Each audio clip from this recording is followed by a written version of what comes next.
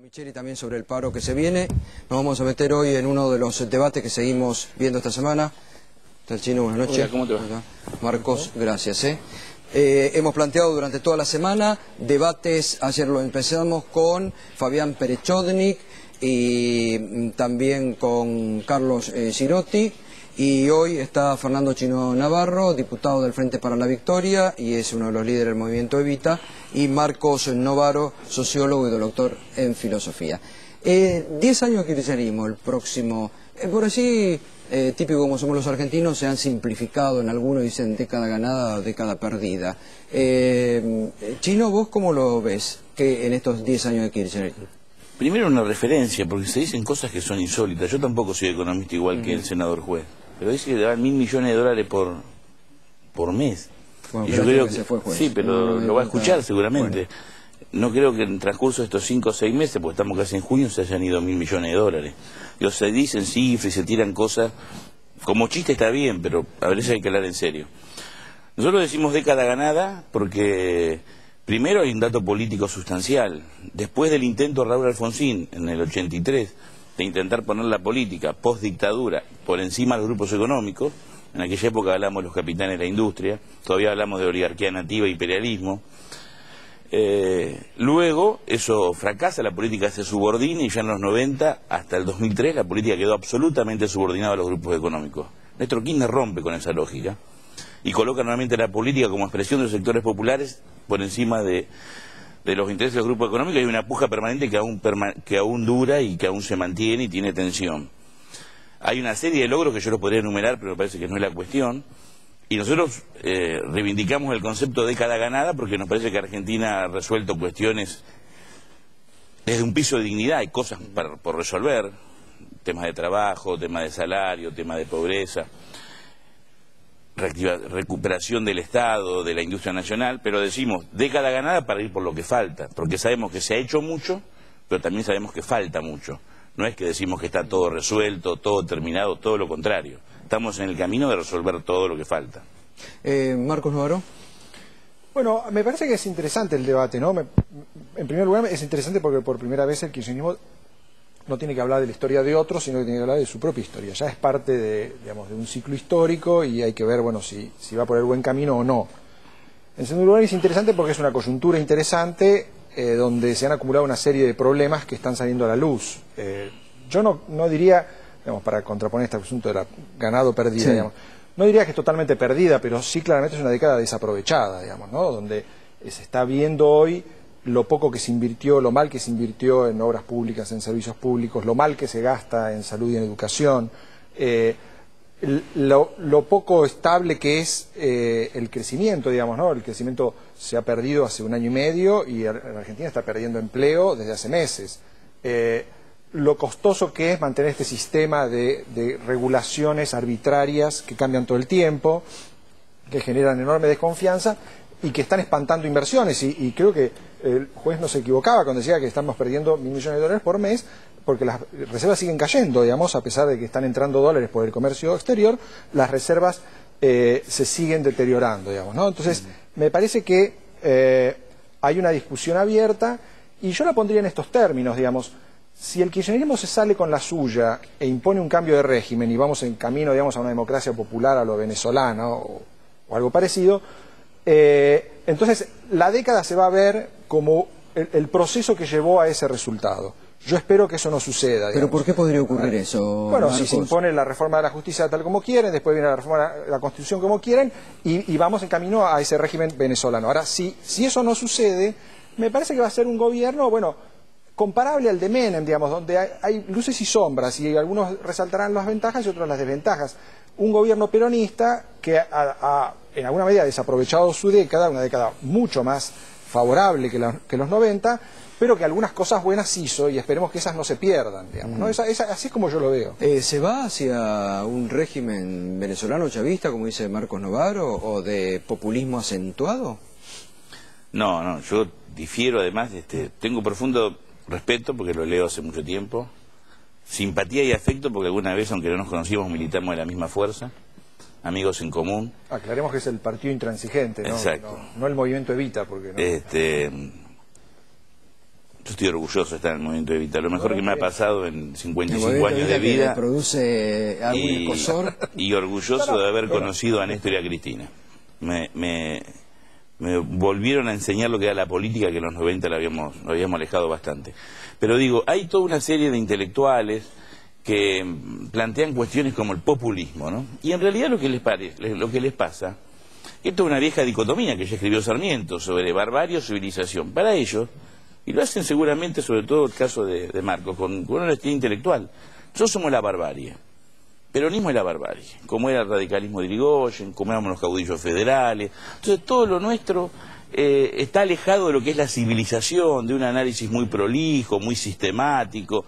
Por eso le molesta a la democracia venezolana, que nosotros no tenemos nada que ver, pero es una experiencia que desarrolla el pueblo venezolano democráticamente. Entonces hablan de construcciones que tienen que ver con la socialdemocracia, con una Europa que está ya con problemas, porque si acá hablamos de década perdida, década ganada, década desaprovechada, los trabajadores en España, en Francia, en Inglaterra, en Alemania, en Grecia, en Italia, en Portugal, están en la calle porque pierden derecho, pierden salario y pierden trabajo. Argentina ha crecido, como creció toda América Latina. En ese crecimiento de toda América Latina, el crecimiento de mayor calidad en cuanto a salario, en cuanto a calidad social, disminución de pobreza e indigencia, crecimiento de índices de educación, crecimiento de prestaciones de servicio eléctrico, un 50%, ha sido Argentina.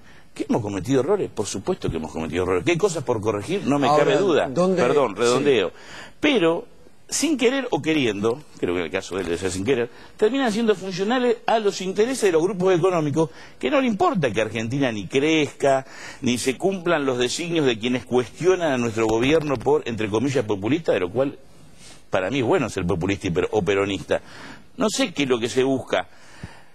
No entienden que los grupos económicos no nos cuestionan por nuestros errores, nos cuestionan por nuestros aciertos. ¿Cuál es nuestro principal acierto? El de Néstor y hoy el de Cristina y de un pueblo que quiere más, confrontar con los intereses de los grupos económicos para que Argentina sea justa, cosa que hoy no es. Estamos en ese camino.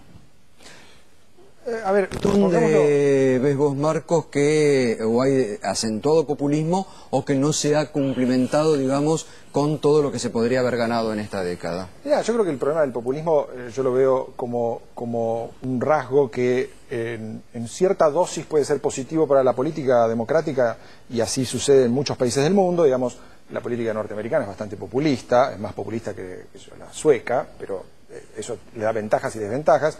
Ahora, el desborde populista me parece que sí es una perversión de la democracia, y Venezuela no me parece que sea un ejemplo en contrario de esto. Me parece el contrario. Lo que está sucediendo en Venezuela hoy es la prueba de que cuando uno pone una dosis excesiva de populismo en un régimen, el régimen tiende a ser cada vez menos democrático. ¿Por qué se hace tanto hincapié todos en Venezuela? Bueno, es un ejemplo, el faro de lo que fue un modelo de época, digamos, de la década pasada, en la cual se pensó que iba a ser una alternativa para el desarrollo y el progreso democrático superador a las democracias liberales, pluralistas, ¿pero no hay diferencia, con frenos y en contrapesos? No, yo creo que la Argentina tiene instituciones bastante más sólidas que las venezolanas, en parte por algunos cambios iniciales que el kirchnerismo mismo hizo, digamos, ¿no? Por ejemplo, la Corte Suprema, que van a frenar esa deriva populista, pero que hay una pulsión populista cada vez más radicalizada, es evidente, se observa en el modo en que se maneja la política económica, el modo en que se maneja las reformas institucionales. Ahora, Marcos... Entonces, una de las cosas que yo creo que hay que advertir es que está muy bien que se entusiasmen los kirchneristas con los cambios que pueden hacer, pero cuando uno cree que tiene toda la verdad de su lado y que el enemigo es los grupos económicos malvados que quieren destruir el país, bueno, el pluralismo no tiene ningún sentido, porque o gana el bien o gana el mal. Entonces, ¿para qué vamos a competir? Lo que hay que hacer es derrotar al mal por cualquier medio. Esa es un poco la creencia que yo creo que ha llevado a una radicalización populista. Es una especie de exceso de virtud, digamos. Uno cree que es tan virtuoso que justifica cualquier cosa que uno hace. Entonces, yo creo que también, seguramente mucha gente lo hace bien intencionada, este desborde populista, pero el resultado es malísimo, digamos, ¿no? Porque van a terminar generando yo creo que un fracaso, porque no se va a imponer ese proyecto, pero una transición política desde acá al 2015 enormemente conflictiva. Yo lo que reivindico, ratifico lo que dije. Yo estoy muy satisfecho con la experiencia que desarrolla Venezuela en el interior de Venezuela con el protagonismo del pueblo venezolano. Comparar la realidad de Venezuela con la realidad de Argentina, tenemos parecidos, pero somos diferentes, otras historias, otras realidades. Pero quiero ir al tema del exceso de virtud, ¿no?, que plantea Marcos. Nosotros nos desarrollamos en el marco de la democracia. Las iniciativas que hemos planteado se han planteado en el marco de las instituciones, en el marco del poder legislativo. Hemos ganado elecciones, hemos perdido elecciones, siempre respetamos las reglas de juego. Y no reconocer en este marco de democracia, que son liberales y no como juicio de valor, como dato objetivo, que hay grupos económicos que no les importa en absoluto ni las instituciones, ni la democracia, ni el bien común. Recién cuando usted hacía la introducción al programa, hablaba de Videla. Videla acaba de morir. Fue el jefe de la dictadura más sangrienta de nuestra historia, pero el verdadero jefe, el ideólogo, era Martínez de Oz. Y la intención de esa oligarquía era destruir el Estado y el aparato productivo, que lo hicieron a medias y se complementó en los 90, en una democracia. Lamentablemente hasta con consenso social, que es otro tema para discutir otro día. No reconocer que el señor Roca de Techín plantea que para que Argentina sea competitiva el salario del trabajador tiene que ser menor. No reconocer que el señor Mitre, del diario La Nación, donde vos a veces escribís, plantea en la revista Bella de Brasil que las mayorías no podemos votar, porque no sabemos. Tienen que votar ellos, los iluminados, los que saben. Es realmente no reconocer que hace 200 años que hay grupos, pero no solamente en Argentina, en muchísimos lugares del mundo, que han usufructado la riqueza en detrimento de los trabajadores, los sectores populares, los más humildes, y la democracia apenas es un medio, porque cuando han tenido que recurrir a la muerte lo han hecho. Entonces, si creemos que esto es una historia de buenos, donde un día las cosas se resuelven mágicamente, no es ahora, así. Se resuelven con tensión, con lucha, con debate, con confrontación, en la democracia que reivindicamos, que todos hemos obtenido y no nos sentimos dueños de la verdad. Apenas somos parte de una verdad, la verdad la expresa el conjunto del pueblo argentino, nos vote o no nos vote a nosotros. Marcos, no se soslaya en esto, digamos, porque, a ver, en el 2003, el 2005, 2007, el 2009 no, pero el 2011, 54%, digo, la gente votó y acompañó un proyecto, digo. Sin duda. ¿No se subestima muchas veces ese voto? No, a ver, no estamos discutiendo la legitimidad de origen del gobierno. Estamos discutiendo el ejercicio del gobierno. El ejercicio del gobierno, en mi opinión, deja mucho que desear, no solamente por el tipo de políticas que lleva adelante, sino por cómo las implementa. Y los métodos son muy importantes en la democracia, y cuando uno abusa del poder sistemáticamente, oculta información, miente, roba y usa todo tipo de instrumentos ilegales para salirse con la suya, bueno, eso no se puede llamar un buen gobierno, se puede llamar todavía una democracia, sí, es una democracia cada vez más imperfecta. ¿Y todo eso está pasando ahora? A mí me parece que es bastante evidente que hay muchos problemas de calidad de la gestión, hay muchos problemas de abuso de poder, y eso tiene poco que ver con los conflictos de los que está hablando recién Fernando sobre Videla o los grandes grupos económicos. Digamos, la oposición en Argentina es enormemente heterogénea. Hay algunos sectores que son reaccionarios y quisieran concentrar todo el ingreso, sí, seguramente, igual que hay muchos empresarios que están llenándose de oro por las buenas o por las malas y están apoyando al gobierno. Entonces, los concentradores del ingreso están adentro y afuera del gobierno, digamos, ¿no? Yo no creo que eso divida realmente el conflicto político hoy en día. La mayor parte de los empresarios que acumulan enorme cantidad de ganancias hacen acuerdos con Moreno para ahogar a los medios de comunicación independientes. ¿Qué son? ¿Parte del campo popular por eso? No. Entonces yo creo que, sinceramente, me parece que hay que discutir un poco más las políticas específicas. Y si vamos a las políticas específicas, creo que el kirchnerismo, por lo menos en el último año y medio, tiene muy poco que festejar. Porque la mayor parte de las iniciativas le han salido mal, tanto en el terreno político como en el económico, y creo que va por mal camino. Entonces, si este es un momento de reflexión, más allá del festejo que el kirchnerismo puede hacer por haber tenido 10 años de gobierno, hagamos un festejo o hagan un festejo. Ahora, me parece que sería bueno que la reflexión sea un poco autocrítica, o sea, es decir, bueno, no es que nosotros somos un gobierno exitoso y enfrente tenemos una banda de asesinos que quieren destruir el país. Con esa idea me parece que vamos mal, porque tal vez festejen, pero me parece que no van a convencer a mucha gente y no van a revisar las cosas que están saliendo mal y que van a salir cada vez peor si no hay revisión. Si hay un gobierno que ha demostrado en los últimos tiempos ser autocrítico, es este. Nosotros perdimos la calle y perdimos en el Senado en la 125. ¿Pero y qué se autocriticó de eso? Perdimos las elecciones en el 2009. Pero Fernando, perdóname, sí. ¿se autocriticó de eso? Si le echaron la culpa a los demás, porque dijeron, nos derrotaron, el campo nos derrotó porque era más poderoso que nosotros, porque tenía más medios. Entonces destruyamos los medios que supuestamente son del enemigo. Y en el 2009, ¿qué autocrítica hubo? Dijeron, la sociedad se equivocó, votó mal, votó la oposición, empantanemos el Congreso para mostrarle que a la sociedad que se equivocó, no que nos equivocamos nosotros. Sigamos con la nuestra y mostremos que el Parlamento no funciona porque la gente dividió el poder y le dio poder a una oposición que es derechista, reaccionaria y quiere destruir el país. Eso no es autocriticarse, es insistir con la de uno, radicalizar el conflicto y tratar de salirse con la suya usando todos los recursos del Estado. Este es un ejemplo de calidad institucional. Pregunta y se responde solo. No, bueno, déjame hablar. Perdóname, yo está te he bien. escuchado No, respetuosamente, okay. déjame hablar. Está bien. Si no, ¿de qué calidad institucional me entusiasmé demasiado. Está bien, exceso de está virtud. Viene bien. El exceso de virtud. Montesquieu decía que cuando la virtud te excedes, no es bueno. Es un debate, también es bueno intercambiar. Lo que yo estoy diciendo es que hubo una autocrítica, porque nosotros en el 2009 perdimos las elecciones, sobre todo en el segundo cordón de Gran Buenos Aires. ¿Por qué? Porque había una situación económica compleja que no habíamos visualizado adecuadamente, más allá de la crisis que se había producido en Estados Unidos por el mercado inmobiliario que arrastró a gran parte del mundo y nosotros no fuimos ajenos. Inmediatamente hubo medidas del gobierno de Cristina Fernández de Kirchner, de la asignación universal y otras medidas para volcar dinero al mercado interno. Y eso es un dato que no es menor, porque hoy Alemania y Francia han decrecido el año pasado el 0,9%. Y recién decían que este año no es bueno para Argentina. No es bueno porque no va a crecer al 9%, pero va a crecer al 4%.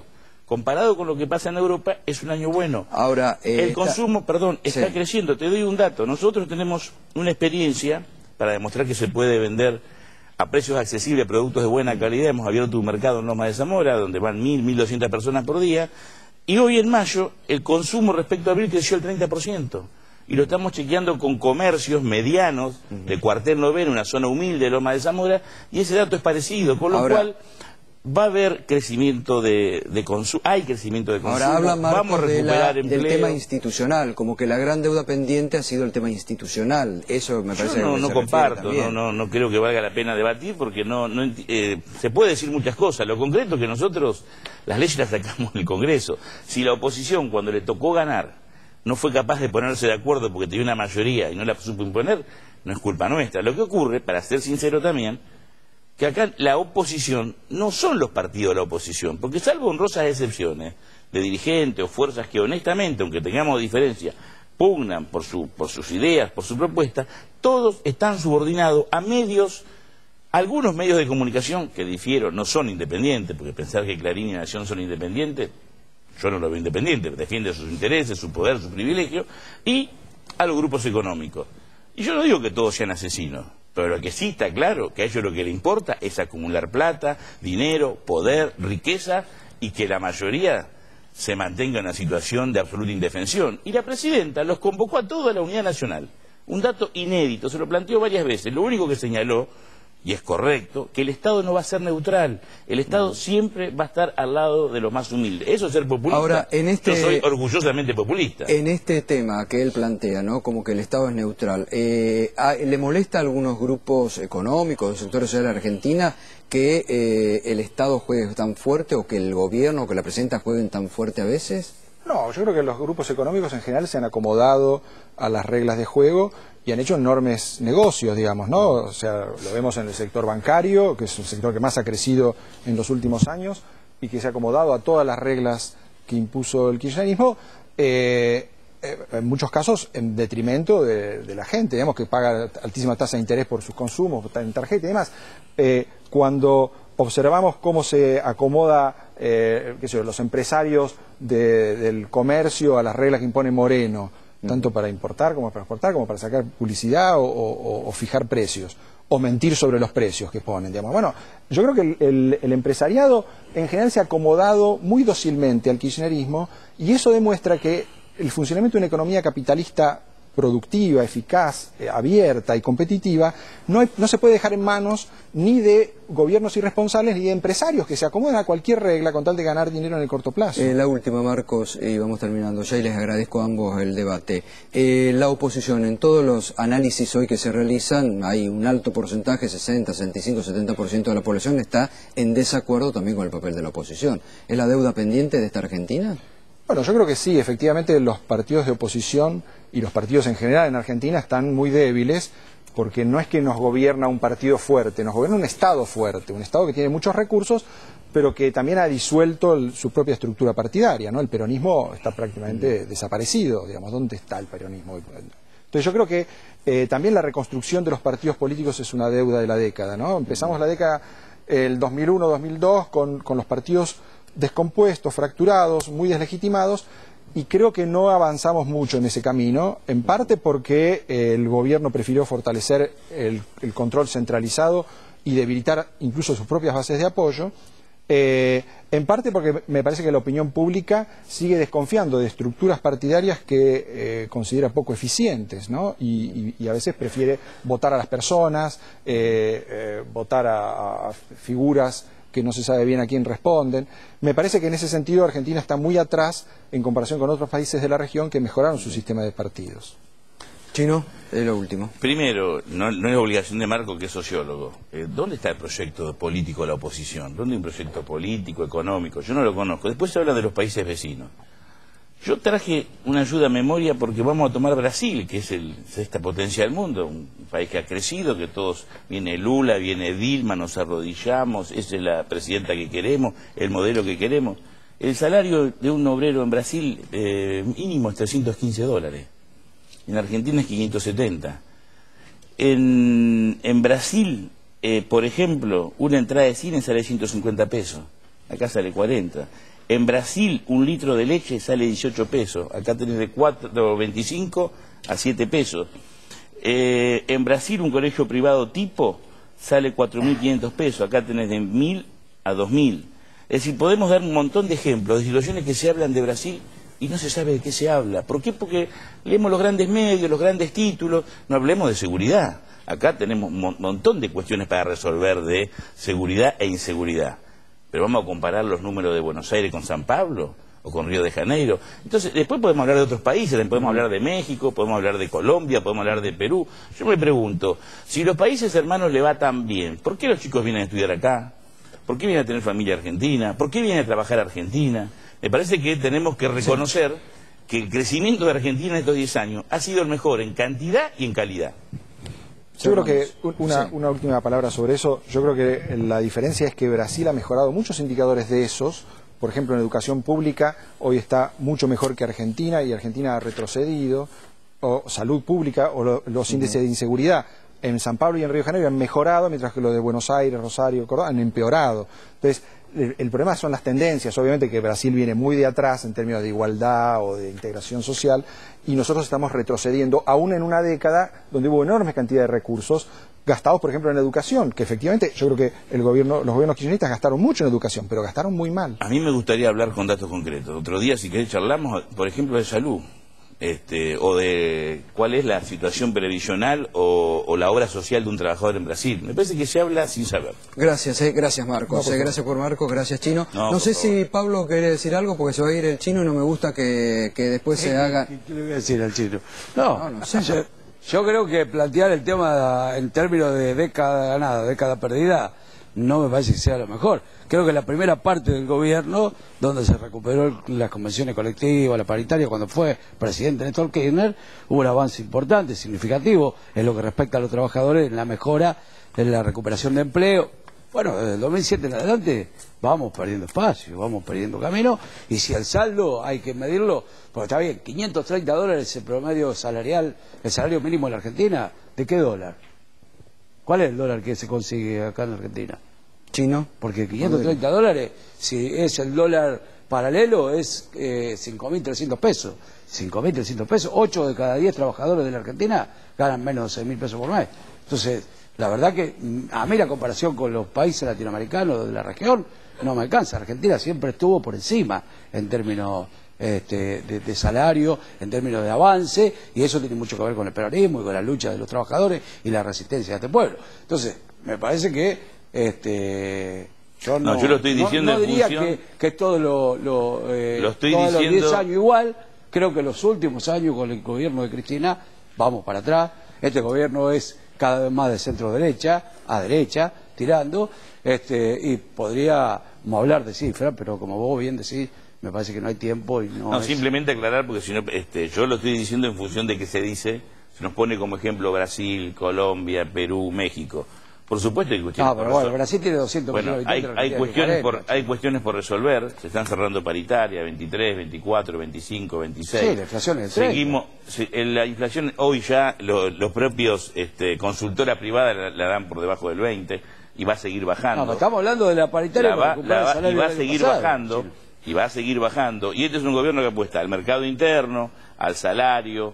No estamos apostando como se apostaba en otras épocas, a los grupos económicos, a echar trabajadores, a darle la espalda a los trabajadores. Este es un gobierno que descarga la presión impositiva sobre los trabajadores y sobre la clase media. Y no me parece que eso haga un gobierno peronista. Al contrario, el gobierno peronista cargaba la presión impositiva, le cobraba a los que más tenían. No estoy hablando de Menem, no un gobierno peronista en serio, el de Perón. No, ahora, este gobierno, igual que el de Menem, descarga el costo de la crisis sobre los trabajadores y sobre la mayoría del pueblo. Y entonces no me parece que eso sea un gobierno nacional y popular. Me parece que eso los trabajadores son tan tontos que nos votó el 54%. No, pero la vida no es una fotografía, es una película. Si la vas a ver como una foto, estamos congelados en el 23 de octubre del 2011. Y me parece que no es así. Han pasado cosas desde allí hasta ahora. Entonces no me podés. Será igual el 54%. Y eso no tiene nada que ver con la oposición. Vos estás con el Momo Venega, mirá si es una película. ¿Por qué tirás cualquier cosa? Si te he visto con el Momo Venega, ya vamos te he a la visto descalificación personal. Muy bien. No es personal, es un dato objetivo. Es un dato objetivo. Un dato objetivo. Ya estamos, Pablo, ya estamos. Me parecía interesante ver porque si no después se van y no me gusta que a las espaldas se digan.